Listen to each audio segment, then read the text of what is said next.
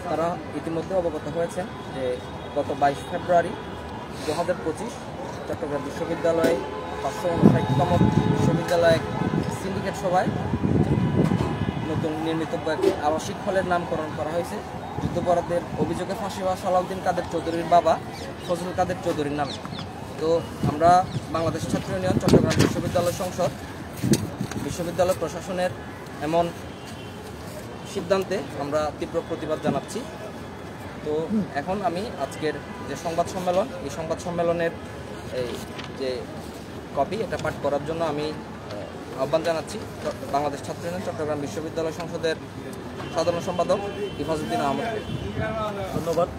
সংগ্রামী বন্ধুগণ, সবাইকে বায়ান্নের অগ্নিগর্ভ থেকে জন্ম নেয়া লড়াই সংগ্রামের ঐতিহ্যবাহী সংগঠন বাংলাদেশ ছাত্র ইউনিয়ন চট্টগ্রাম বিশ্ববিদ্যালয় সংসদের পক্ষ থেকে বিপ্লবী শুভেচ্ছা জানাচ্ছি।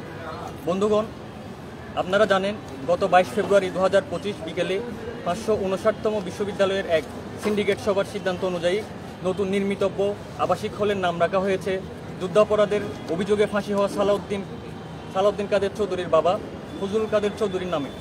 তার বিরুদ্ধে মুক্তিযোদ্ধাকে হত্যা ও নির্যাতনের অভিযোগ রয়েছে। ফজলুল কাদের চৌধুরী ও তার পুত্র রাজাকার সালাউদ্দিন কাদের চৌধুরী মুক্তিযুদ্ধের সময় চট্টগ্রাম অঞ্চলে পাকিস্তানি বাহিনীর প্রধানতম দালাল হয়ে কাজ করেছিলেন। চট্টগ্রামে শান্তি কমিটি, রাজাকার বাহিনী, আলবদর ও আল শামস বাহিনী গঠনে তিনি অগ্রগামী ভূমিকা পালন করেন।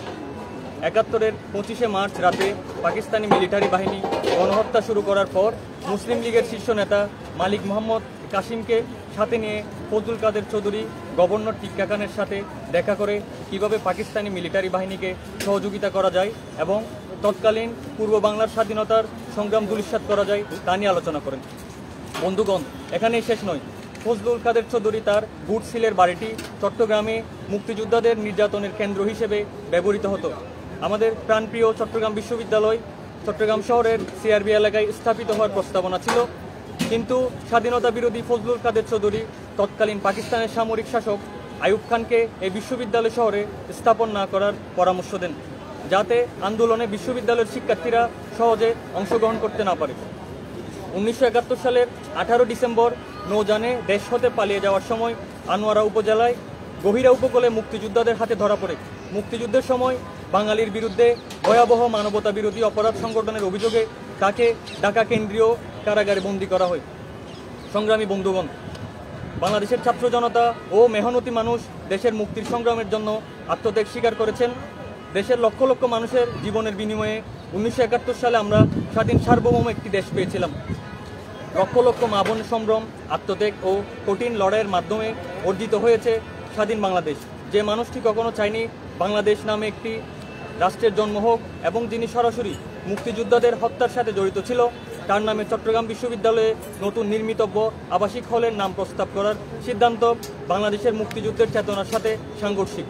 যে বিশ্ববিদ্যালয় প্রশাসন এই দেশের স্বাধীনতা বিরোধীদের প্রতিস্থাপন করার চেষ্টা করবে, তাদেরকে এর পরিণাম ভোগ করতে প্রস্তুত থাকতে হবে।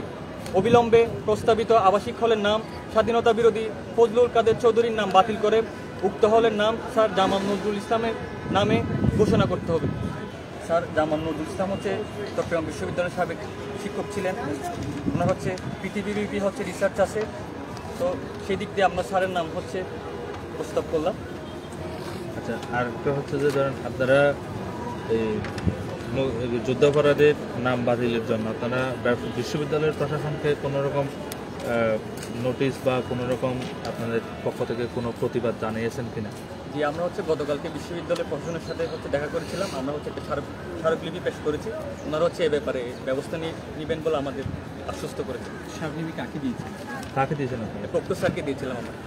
নামটা বলেন। প্রক্টর উপাচার্য বরাবর হচ্ছে আমরা প্রক্টর হচ্ছে প্রক্টরকে মাধ্যম করে যে প্রক্টরকে মাধ্যম করে হচ্ছে তানভীর স্যারকে হচ্ছে আমরা স্মারকলিপিটা হচ্ছে পেশ করেছি।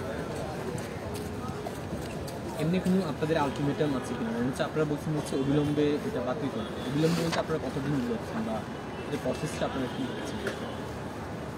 আসলে হচ্ছে এটা হচ্ছে একটা আনুষ্ঠানিক একটা প্রসেস আছে। ওই আপাতত হচ্ছে আমরা স্মারকলিপি দিয়েছি। এর মধ্যে যদি ব্যবস্থা নেওয়া হয় রমজানের পরপরই হচ্ছে আমরা এর বিরুদ্ধে হচ্ছে সাধারণ শিক্ষার্থীদের স্বাধীন নিয়ে হচ্ছে আমরা রাস্তায় নামবো বলে আমরা জানাচ্ছি। তার মানে হচ্ছে আপনারা 1 মাস সময় দিচ্ছি। জি, আমরা 1 মাস সময় নিচ্ছি। এখানে এখন ধরেন আপনারা এটা প্রতিবাদ করার পর থেকে বা আপনারা তো বিভিন্নভাবে এটার প্রতিবাদ করছেন।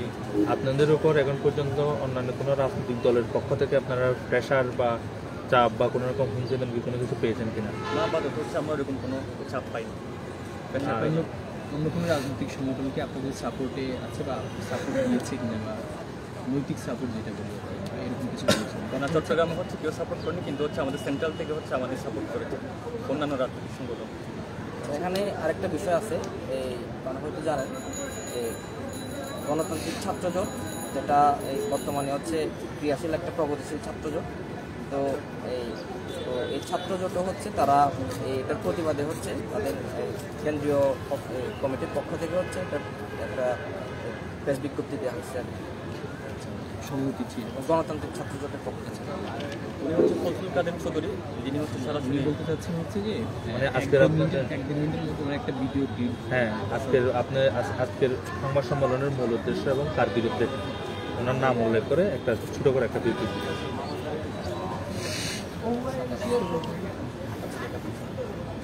দ্বিতীয় আর তৃতীয় প্যারা মিলে 3 আর 4 মিলে একটা মানে এটা লিখিতটা তো আমরা পেয়েছি, জাস্ট আপনাদের বক্তব্যটা আর কি, যেটা আমাদের আমরা ভিডিও যাতে ভালো ভিডিও আসে, যাতে, হ্যাঁ। ভিডিওটা আপলোড করতে পারি।